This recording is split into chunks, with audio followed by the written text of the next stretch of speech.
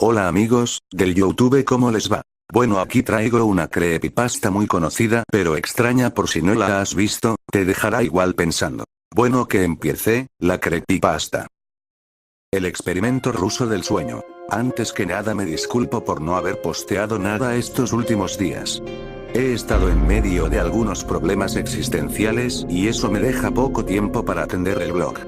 Pero finalmente he organizado mi mente y parece que todo está en orden de nuevo. Para compensarlos hoy pondré dos nuevas pastas en el sitio. La primera es la que tenemos a continuación. Es difícil catalogar esta historia en alguna de las categorías que hemos creado, así que me veré en la necesidad de inventar una nueva categoría llamada Otros. Aquí les traigo esta, una de las historias que más impactado me han dejado por sus altas probabilidades haber existido en la realidad. Volviendo un poco al formato de historias largas, el experimento ruso del sueño. Investigadores rusos a finales de los 40s mantuvieron a 5 personas despiertas por 15 días utilizando un estimulante basado en gas. Los tuvieron encerrados en un ambiente sellado para monitorear cuidadosamente el uso de oxígeno, de manera que el gas no los matase, debido a las altas concentraciones de gas. Esto fue antes de que existiera el circuito cerrado, por lo que tuvieron que usar micrófonos y ventanas con grosor de 5 pulgadas para observar a los sujetos. El cuarto estaba lleno de libros, cobijas para dormir, pero ninguna cama, agua corriente, baño y la suficiente cantidad de comida para que los 5 sobrevivieran por un mes. Los sujetos de prueba eran prisioneros políticos y de guerra declarados enemigos del Estado durante la Segunda Guerra Mundial. Todo estuvo bien por los primeros 5 días. Los sujetos rara vez se quejaban después de que, falsamente, se les había prometido su libertad si aceptaban tomar parte de la prueba y no dormir por 30 días. Sus conversaciones y actividades fueron monitoreadas y los científicos notaron que conforme pasaba el tiempo, ellos hablaban sobre incidentes traumáticos de su pasado. Después de 5 días se empezaron a quejar de las circunstancias y eventos que los llevaron a donde estaban y empezaron a demostrar paranoia severa. Dejaron de hablar entre ellos, y comenzaron a murmurar de manera alterna en los micrófonos. De manera extraña, todos parecían creer que podían ganar la confianza de sus captores y traicionaban a sus camaradas. En un principio se creyó que esto era un efecto del gas. Después de 9 días, el primero de ellos empezó a gritar. Corría por todo el cuarto gritando repetidamente por 3 horas seguidas. Después, trató de continuar gritando, pero solo podía dar un grito ocasional. Los científicos postularon que físicamente se había destrozado las cuerdas vocales. La parte más sorprendente de este comportamiento fue cómo sus compañeros reaccionaron a esto. O mejor dicho, como no reaccionaron, continuaban murmurando en los micrófonos hasta que el segundo de los prisioneros comenzó a gritar. 2 de los prisioneros que no gritaban, tomaron los libros y llenaron página tras página de sus propias heces, y de manera calmada, los pusieron sobre las ventanas del cuarto. Los gritos cesaron de repente, al igual que los murmullos de los micrófonos. Pasaron otros 3 días. Los investigadores checaban los micrófonos constantemente para asegurarse de que trabajaban, porque creían que era imposible no escuchar sonidos con 5 personas dentro. El consumo de oxígeno indicaba que los 5 debían seguir vivos. De hecho, el consumo de oxígeno era el necesario para 5 personas que hacían ejercicio extenuante. En la mañana del 14º día, los investigadores hicieron algo que no debían hacer para llamar la atención de los prisioneros. Utilizaron el intercom dentro del cuarto, esperando provocar respuestas de los prisioneros, pues temían que estuviesen muertos, o en estado vegetal. Anunciaron: abriremos el cuarto para probar los micrófonos. Aléjense de las puertas y acuéstense con las manos atrás en el piso o se les disparará. Se le otorgará la libertad a uno de ustedes si obedecen. Para su sorpresa, escucharon solo una frase, con voz calmada: no queremos ser liberados. Hubo gran debate entre los investigadores y fuerzas militares que financiaban el proyecto. Sin poder provocar más respuestas utilizando el intercom, finalmente se decidió abrir el cuarto a la medianoche del día número 15. Se limpió el gas del cuarto, y se llenó de aire fresco. Inmediatamente, voces de los micrófonos empezaron a objetar. 3 voces diferentes rogaban por la vida de sus seres queridos, que encendieran el gas nuevamente. Se abrió el cuarto para sacar a los prisioneros. Gritaron más fuerte que nunca, al igual que los soldados, cuando vieron lo que había dentro. 4 de los sujetos seguían vivos. Las raciones de los pasados 5 días no habían sido tocadas. Habían pedazos de carne de las costillas y pantorrillas del sujeto muerto colocados dentro del drenaje del centro del cuarto, bloqueándolo, permitiendo que 4 pulgadas de agua se acumulara en el piso. Los 4 sobrevivientes también tenían pedazos de piel y carne arrancada de sus cuerpos. La destrucción de tejidos y la exposición de huesos en la punta de sus dedos indicaba que las heridas fueron infligidas por las manos, y no con los dientes, como era de suponerse. Al examinarlos, se descubrió que la mayoría de las heridas fueron autoinfligidas en su mayoría. La piel y los órganos detrás de las costillas fueron removidos, mientras que el corazón, los pulmones y el diafragma seguían en su lugar. El tracto digestivo de los 4 sujetos podía verse trabajar, digiriendo comida. Rápidamente se hizo aparente estaban digiriendo su propia carne, y que ellos la arrancaron y se la comieron en el transcurso de los días. La mayoría de los soldados eran fuerzas especiales rusas en las instalaciones, pero aún así, muchos se negaron a regresar al cuarto para sacar a los prisioneros. Estos, sin embargo, insistían a gritos que los dejaran dentro y de manera alterna rogaron y demandaron que se encendiera el gas nuevamente, para evitar quedarse dormidos. Para sorpresa de todos, los sujetos pusieron una resistencia feroz durante la extracción. Un soldado ruso falleció cuando un sujeto le mordió el cuello, otro fue gravemente herido cuando otro de los prisioneros le mordió la arteria femoral y los testículos.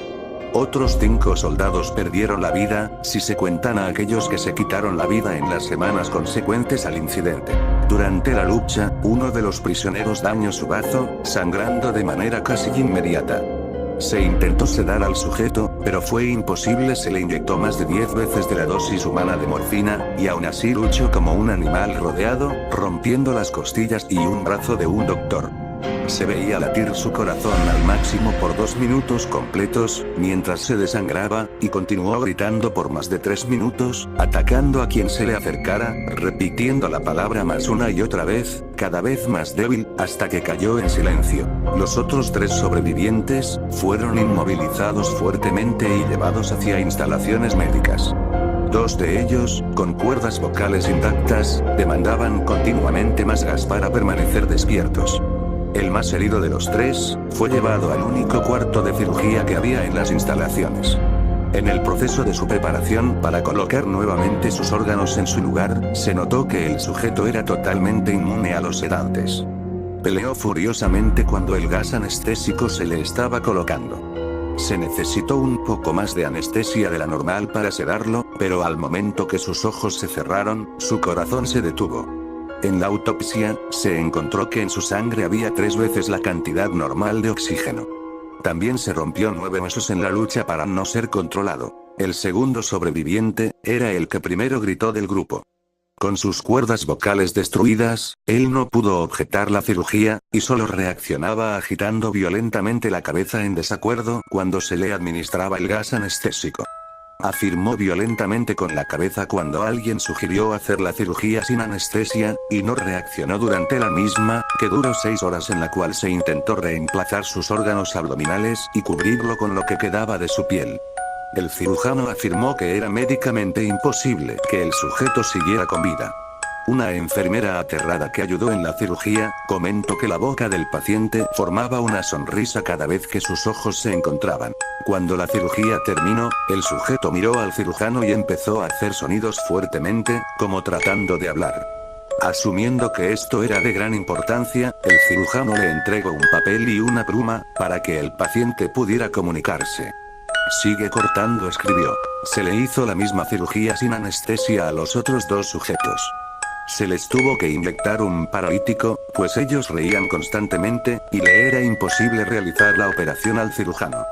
Una vez paralizados, solo podían interactuar con sus ojos. En el momento en que pudieron hablar nuevamente, exigieron una vez más el gas estimulante. Los investigadores trataron de averiguar por qué se lastimaron de esa forma a sí mismos, y por qué querían el gas nuevamente. La única respuesta fue: debo permanecer despierto. Se reforzó a los 3 sujetos y los devolvieron al cuarto, para espera de su destino. Los investigadores, enfrentando la furia de sus benefactores militares por haber fallado las metas del proyecto, consideraron dar eutanasia a los prisioneros. El comandante, un ex KGB, vio potencial en el proyecto, y en su lugar decidió ver qué pasaría si ponían el gas nuevamente. Los científicos se negaron rotundamente, pero al final, tuvieron que aceptar. En preparación para ser sellados nuevamente en el cuarto, los prisioneros fueron conectados a un monitor EEG. Para sorpresa de todos, los tres dejaron de pelear en el momento que se dieron cuenta que los regresarían al gas. En este momento, era obvio que los tres estaban haciendo un gran esfuerzo por mantenerse despiertos. Uno de los prisioneros estaba murmurando una canción. El sujeto mudo peleaba con sus ataduras de piel, como si tratara de enfocarse en algo. El último sujeto mantenía su cabeza en la almohada, y parpadeaba rápidamente. Siendo este el primero al que se le puso el EEG, la mayoría de los investigadores monitoreaban sus ondas cerebrales con sorpresa. Eran normales la mayor parte del tiempo, aunque algunas veces aparecía una línea recta de manera inexplicable. Parecía que repetidamente sufrían de muerte cerebral. Mientras analizaban los datos, una enfermera notó que los ojos del sujeto se cerraron. Sus ondas cerebrales cambiaron inmediatamente por las de sueño profundo, luego se pusieron rectas, y de manera simultánea, su corazón se detuvo. El único sujeto que quedaba que podía hablar comenzó a gritar para que lo encerraran en ese momento. Sus ondas cerebrales mostraban las líneas rectas del sujeto que acababa de morir por quedarse dormido. El comandante dio la orden de sellar el cuarto con los dos prisioneros dentro, junto con 3 de los científicos. Uno de los 3, inmediatamente tomó un arma y abrió fuego contra el comandante, matándolo de un tiro entre los ojos. Después apuntó al prisionero mudo, y le voló el cerebro. Apuntó al prisionero que quedaba vivo, mientras que los demás investigadores escaparon del cuarto. No me encerrarán con estas cosas. No contigo. Le gritaba al prisionero que estaba atado al camastro. ¿Qué eres? Demandó. Necesito saber! Exclamación de cierre. El prisionero sonrió. ¿Tan fácilmente te has olvidado de mí? El prisionero preguntó. Somos ustedes.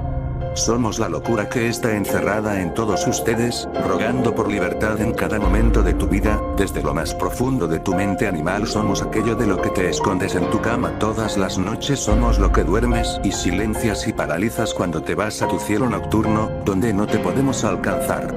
El investigador hizo una pausa, apuntó al corazón del prisionero y disparó. El EEG mostró una línea recta mientras el sujeto débilmente murmuró casi tan libre.